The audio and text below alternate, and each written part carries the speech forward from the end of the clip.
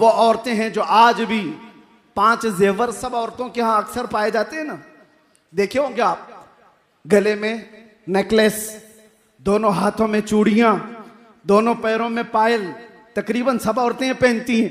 तारीख आप पढ़ करके देखो, यूनान की उस वक्त की पॉश हुकूमतें भी और पहले के दौर की हुकूमतें भी ये मीटिंग करती थी औरत को इंसान समझा जाए कि नहीं समझा जाए।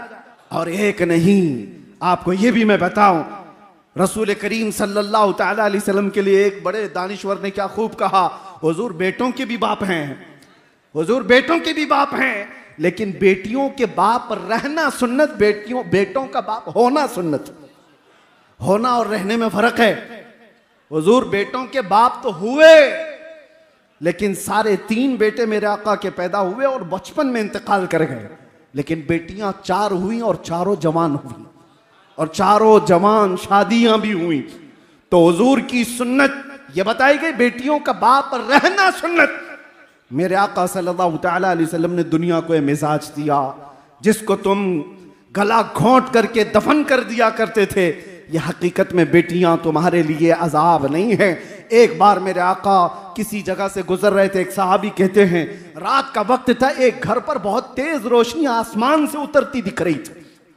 वो रोशनी है जो साहबे बसीरत देखते हो। आसमान से किसी खास घर पर ही नूर का उतरना, रोशनी का आना देखा जा रहा था। उस सहाबी ने कहा, या रसूल अल्लाह सल्लल्लाहु अलैहि वसल्लम, इस एक घर पर ये रोशनी का मंजर कैसा दिखता है? मेरे आका ने क्या फरमाया, जाओ उस घर वालों से मालूम करना, 2 में से कोई एक चीज होगी उस घर के अंदर, 2 में से एक चीज होगी, या तो किसी यतीम बच्चे की परवरिश हो रही होगी, या आज ही उनके घर में बेटी की पैदाइश हुई होगी। साहबी कहते जाकर मालूम किए तो उनके घर में बेटी की विलादत हुई थी। ये रहमत आलम सल्लल्लाहु तआला अलैहि वसल्लम ने बताया। आज हिंदुस्तान में मैं फख्र के साथ कहता हूं, हम उस रसूल के शहदाई हैं जिसने औरतों को वो बुलंद मकाम दिया। 1400 साल के बाद भी तुम नाक रगड़ करके भी अपनी बहनों को उस मकाम तक नहीं पहुंचा सकते। आज के जमाने में फिर मैं कहता हूं, ये कुत्ते हैं जो औरतों की इज्जत की बात करते हैं। कोई अपनी बहन को आज इज्जत देने वाला नहीं। ये वो तरक्की याफ्ता दुनिया है जहां आज भी एप्स्टीन फाइल खोले जा रहे हैं। औरतों की इज्जत पर डाका डालने वाले अगर औरतों की इज्जत की बात करें तो ये शर्म की बात है।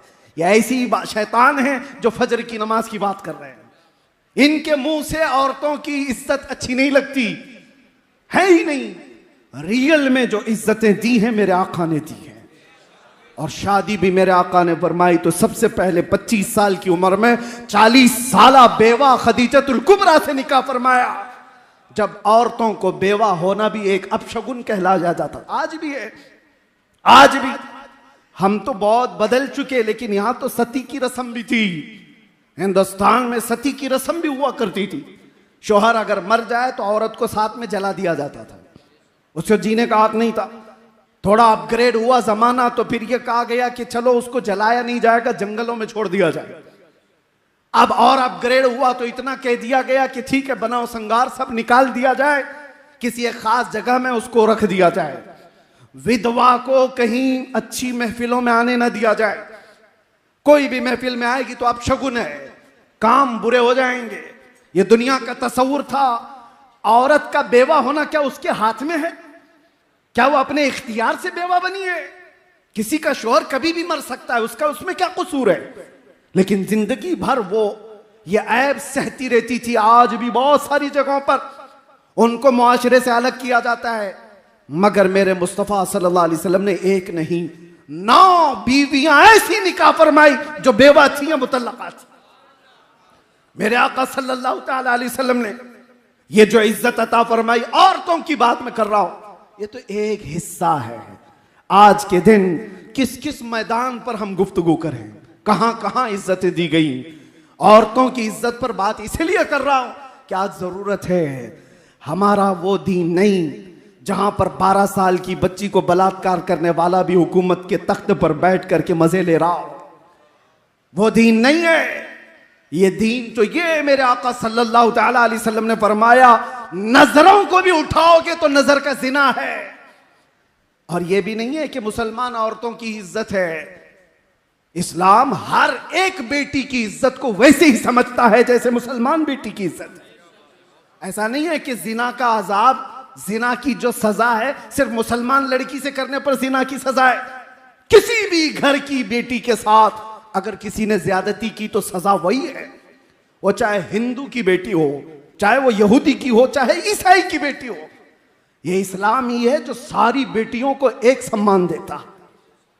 यहां पर तफरीक नहीं है, इज्जतों की बात आए और मुसावात का दर्स देने वाला वो रसूल आज के दिन तशरीफ लाया है।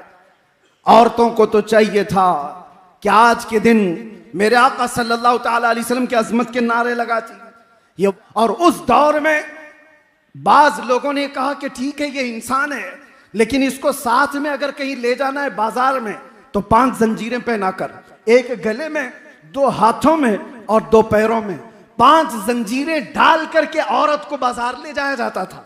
औरत की यह हैसियत थी। मेरे मुस्तफा सल्लल्लाहु अलैहि वसल्लम ने इन जंजीरों को तोड़ा और उन जंजीरों को औरतों की जेवर बना दिया गया है। शक्ल तो बाकी है लेकिन जंजीर नहीं है। औरतों को इज्जत इस कायनात पर जिसने दिया है वो मेरे मुस्तफा ने अता किया है, रसूल करम सल्लल्लाहु ताला अलैहि वसल्लम ने अता किया है। अजीजा ने गिराम वक़ार, आज इसलिए भी मैं बात कर रहा हूं कि 2 चीजें बहुत बड़ी सख्त हैं दुनिया में, औरत और दौलत। इस पर कंट्रोल अक्सर लोग खो जाते हैं, यहीं से तो गुमराही आती है। इन 2 चीजों की लिमिटेशन मेरे आका ने जो तय की है वो कितनी बेहतरीन है। मदीने की एक यहूदी औरत है, चिट्ठी लिखती है अबू बकर सिद्दीक रज़ियल्लाहु ताला अन्हु जब खलीफा वक्त हैं, कहा कि मैं मदीना छोड़कर यमन जाना चाहती हूँ मेरे खानदान के पास, मुझे यहाँ सेफ नहीं लगता, सब मुसलमान हैं, मैं जाना चाहती हूँ। सिद्दीक अकबर ने उसका रास्ता नहीं रोका, कहा कि ठीक है जा सकती है, लेकिन तन्हा औरत है, कौन जाए इसके साथ। 2 जवान सहाबा को साथ में कर दिया कि यमन तक इस खातून को पहुंचा कर क्या हो। अब वो औरत और डर गई। मुसलमानों के बारे में जो एक परसेप्शन है, एक बना बनाया हुआ है, प्रोपेगेंडा है कि औरतों को देखेंगे तो ये पागल हो जाएंगे, कुछ भी कर लेंगे। दुनिया ने इस तरह से बना रखा है, हकीकत में खुद गंदे हैं। 2 जवान सहाबा को उस औरत के साथ कर दिया गया। औरत को ऊंट पर बिठाया गया है, कजावा सजा है, दोनों जवान चलते हुए जा रहे। यमन तक जाना है मदीने से, जहां जहां चौकियां आती, चेकिंग पॉइंट आते, ये दोनों नौजवान बात करते, खलीफा अव्वल सिद्दीक अकबर की मेहमान है, यमन जा रही है, ऊपर नहीं देखा जाता, रास्ते खोल दिए जाते। कई दिन की मसाफत के बाद जब यमन पहुंचते हैं तो वो खातून कहती है कई दिन का सफर कर लिया मदीने से यमन तक। वो औरत कहती है मैं खुदा को शाहिद बनाकर कहती हूं एक बार भी इन दोनों नौजवानों में से किसी ने मेरी तरफ आंख उठाकर नहीं देखा नहीं। जब मैं उतरती, जब मैं चढ़ती, जब मेरी हाजतें होती तो ये नौजवान अपना चेहरा फेर लेते, एक बार भी इन्होंने देखा नहीं। यमन पहुंच करके वो अपने खानदान को जमा करती है और कहती है मैं तो ये सोच रही थी मदीना अब सेफ नहीं है, मैं अपने खानदान के पास आ जाऊं, लेकिन ऐलान करती हूं ऐ मेरे खानदान वालों, मैं भी वापस मदीने जा रही हूं, तुम भी वापस मदीने आ जाओ। औरतों की इज्जत अगर कहीं महफूज है तो वो दामन मुस्तफा में महफूज है।